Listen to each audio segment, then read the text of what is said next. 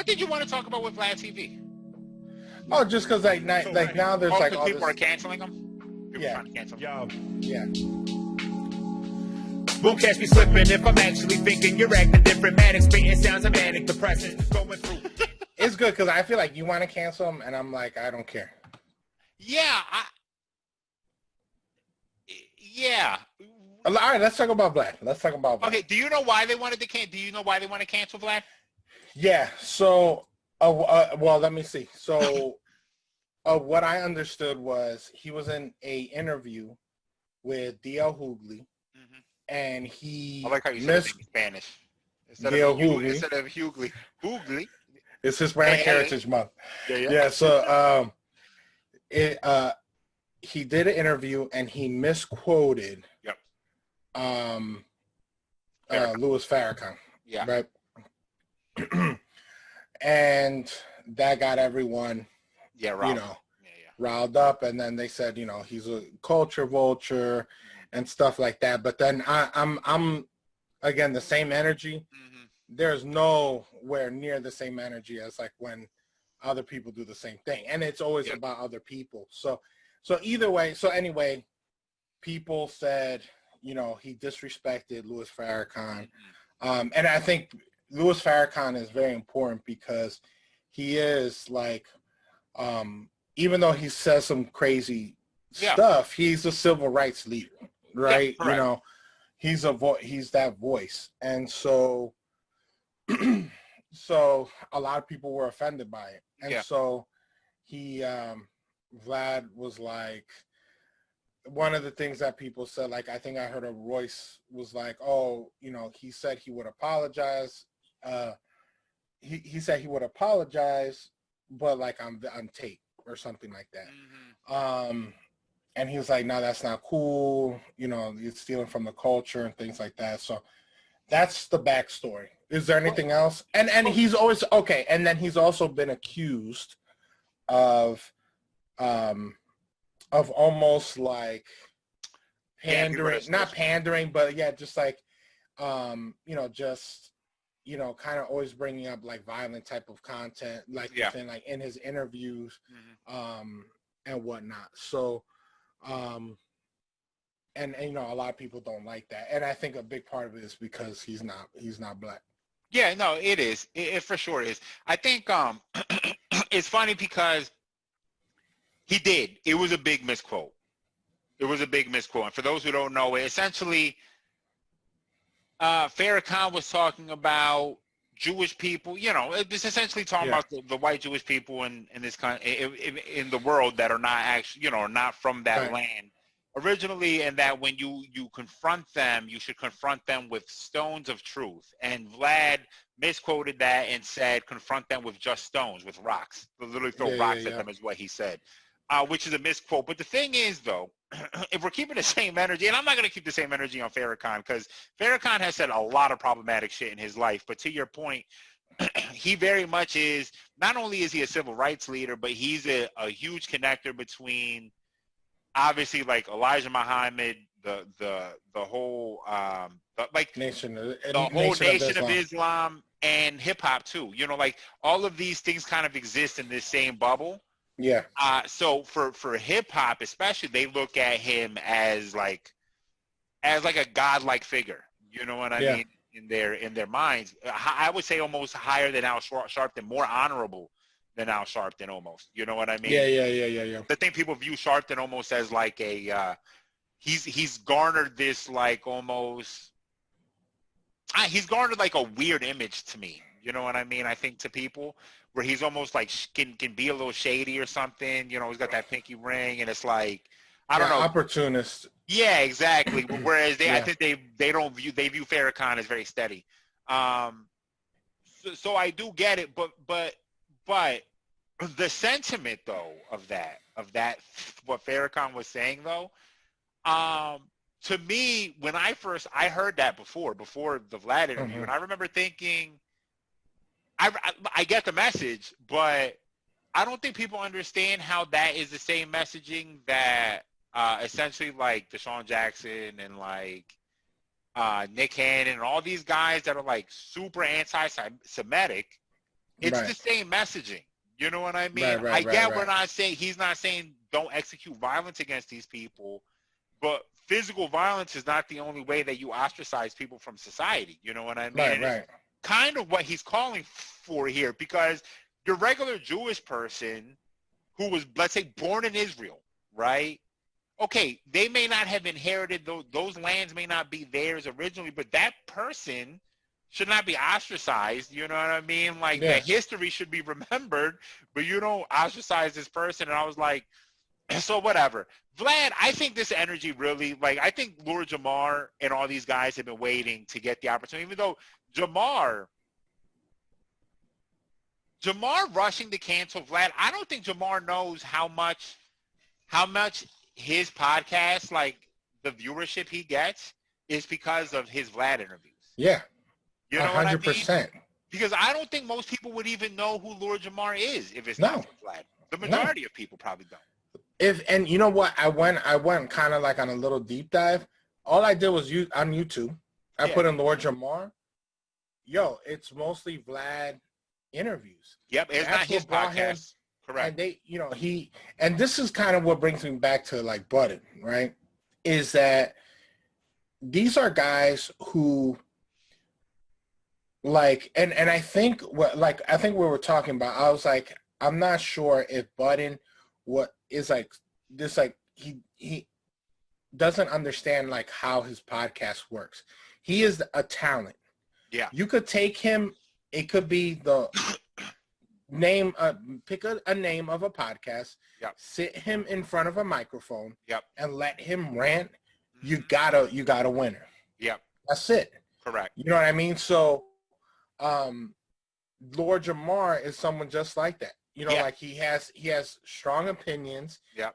Like some of them are like way left. Some of them are like they're very, like, he thinks like Eminem he calls him visitor in hip hop, not a top, whatever. Yeah. Those are like very, like, those are, strong statements that are not like, that don't swing with a lot of popular culture, whatever. So of course that's going to make you, like, and him, another one was the comedian Godfrey. Yeah. Like, Godfrey's been working. Like, I know about Godfrey, but like he got a lot of buzz through Vlad. Correct. Here's the thing. And I think what people are, this is why I think they're incorrect, is people are saying Vlad is a visitor. The thing is, Vlad has been in this game for like over a decade. Correct. He's longer than that. Longer than that. Yeah. So think about it. He used to do mixtapes, all this stuff. And then he got into the YouTube thing, and he's given us some, of course, problematic content, and he's given us some great content. Yep. Like of interviews. And you know what? Like, he says he's a journalist / historian, which to a degree he is, because now you could go back to so many of these interviews. He's done like thousands of interviews. Yeah. And like, you have that. That's like in the hip hop record. Correct. And he put that together. He created that platform. Yeah. Yeah. And then the problem is people say, oh, these guys, they're making money off of, he's making money off of, but that is a two-way street. Yeah. Correct. No, nobody, how many China Mac interviews have you heard? He interviews a lot of low, like, guys who haven't even made it yet. He gives them a platform. Blow up. Yep. And no one will ever says that. Of course, because he's using you for content, but then you're also giving him, that's why they do the interview. Yeah. They're not going to give me the interview because I didn't work my tail off to create, like, that takes, big planning, Yeah. So to me, Vlad is part of the culture, right? And the thing is that what's problematic, and I think especially now everyone's sensitive, to the times, but people it doesn't matter what color, they've been doing that type of, like the Shade Room, they all do it. Yeah, correct. And I would say the Shade Room to me is even worse. Yeah. Those are worse than Vlad. Shade Room, but what was the one that went famous? World Star? Like, those are TMZ, those are, they are truly exploiting Vlad exploits people in interviews somewhat, but Vlad is asking you a question. He's not goading you. He says, hey, so you were shot at by this person. And then the person answers, yeah, he shot me, and then I shot that motherfucker. Well, yeah, of course.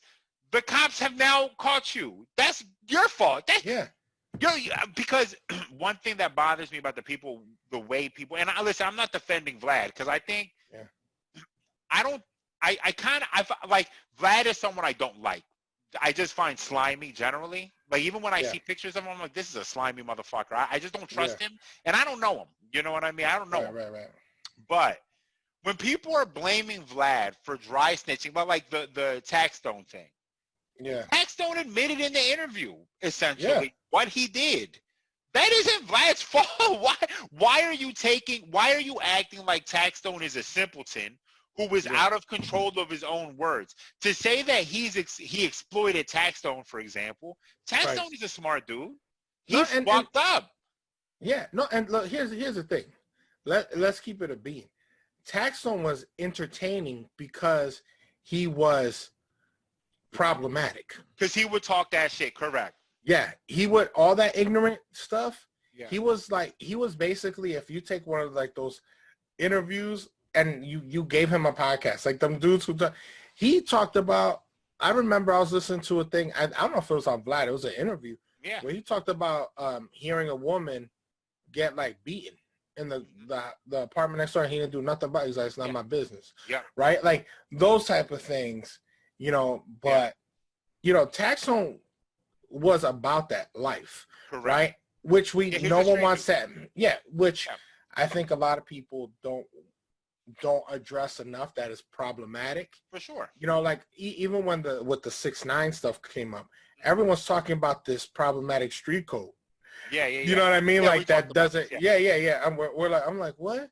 Yeah. So this guy is bad, but So I think what Vlad is, I think Vlad has given a lot to the culture. Yeah, he's a businessman, but now all of a sudden we got to count people's pockets when they're the one.